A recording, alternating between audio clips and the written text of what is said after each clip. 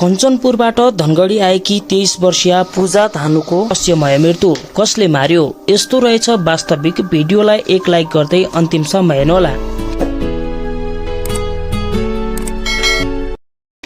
नयाँ जीवनका अनेक सपना बोकेर कञ्चनपुरबाट धनगढी आएकी 23 वर्षीय पूजा धनुको रहस्यमय मृत्युबारे प्रहरीले विभिन्न कोणबाट अनुसन्धान गरिरहेको छ। पूजाको विवाह 6 महिना अघि भएको थियो। उनको परिवारले आत्महत्या भएको दावी गरिरहेको छ भने माइती पक्षले हत्या भएको आरोप लगाएको छ। प्रहरीले अहिलेसम्म 5 जनालाई पक्राउ गरेर अनुसन्धान अघि बढाइएको छ।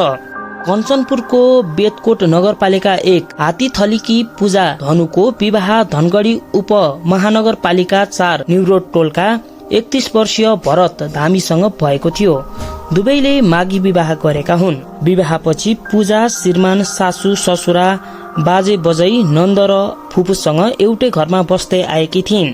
जिल्ला प्रहरी कार्यालय कैलालीका अनुसार साउन 11 गते अपराह्न करिब 5 बजे पूजालाई घरभित्र सिलिङको पंखामा साडीको पासो लगाएको अवस्थामा फेला परेको भन्दै उनका श्रीमान भरत धामीले प्रहरी समक्ष बयान दिएका छन्। पूजालाई पासो लगाएको अवस्थामा देख्ने बित्तिकै आफूले पासो काटेर तत्काल उपचारका लागि धनगढी स्थित नवजीवन अस्पताल पुर्याइएको, तर त्यति बेलासम्म प्रहरीलाई खबर नगरेको उनले बताएका छन्। जिउँदै बचाउन सकिन्छ कि भनेर हतारमा अस्पताल लगे उनका श्रीमानले प्रहरी समक्ष भनेका छन्। चिकित्सकले साँझ 5:50 बजे पूजालाई मृत घोषणा गरे। अस्पतालबाट मृत्युबारे जानकारी आएपछि मात्रै प्रहरीले घटनाबारे थाहा पाएको जिल्ला प्रहरी कार्यालय कैलालीका प्रवक्ता डीएसपी योगेन्द्र प्रसाद तिमल सिन्हाले जानकारी दिनुभयो।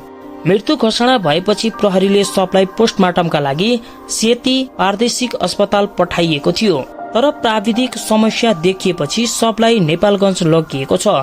माइती पक्षले पूजाको हत्या गरिएको आरोप लगाउँदै उनका श्रीमान बाजे बजै फुपू र नन्द गरी 5 जना विरुद्ध कर्तव्य ज्यानको जाहेरी दिएका छन्। जाहेरीपछि मुद्दा दर्ता गरेर प्रहरीले 5 जनालाई नियन्त्रणमा लिएर अनुसन्धान सुरु गरेको छ। डीएसपी तिमल सिन्हाका अनुसार हालसम्म अनुसन्धान प्रारम्भिक चरणमै छ।